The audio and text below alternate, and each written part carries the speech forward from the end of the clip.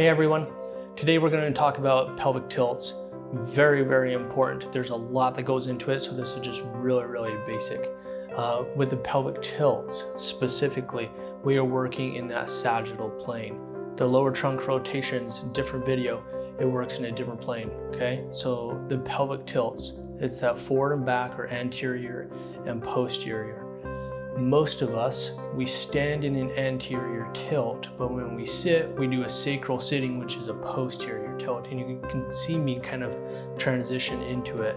And that's coming more from my pelvis and not from my back. What happens is when we aren't aware as to where we are kind of in space, our body makes adjustments. So for example, anterior tilt, our hip flexors get tight, our lumbar paraspinals get tight, our abs get weak, our glutes get weak. It's called the lower cross syndrome. So it's really important for us to kind of know where we are. So the first little bit is just practicing going from anterior to posterior. And then once you kind of know what that feels like, find your neutral, so that in-between position. That's very important, and you want to be there in a lot of different exercises, because what it does is it sets you up best for success for harmony within your body. All you need though to start is somewhere to lay down. So if you're ready, we'll get started.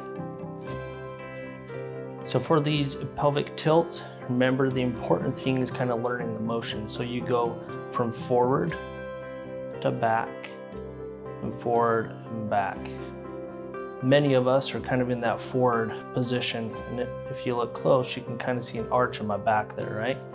So then what we try to do is just flatten our back, and it tightens our abs just a little bit. And it's just a really gentle motion. Once again, this isn't one that we need to do as hard as we possibly can. It's just a really gentle motion.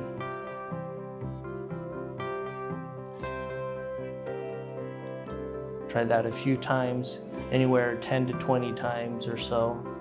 You can hold it a little bit if you want the lower ab work a little bit more, but it's more for just the gentle motion and freeing up the joints and the muscles.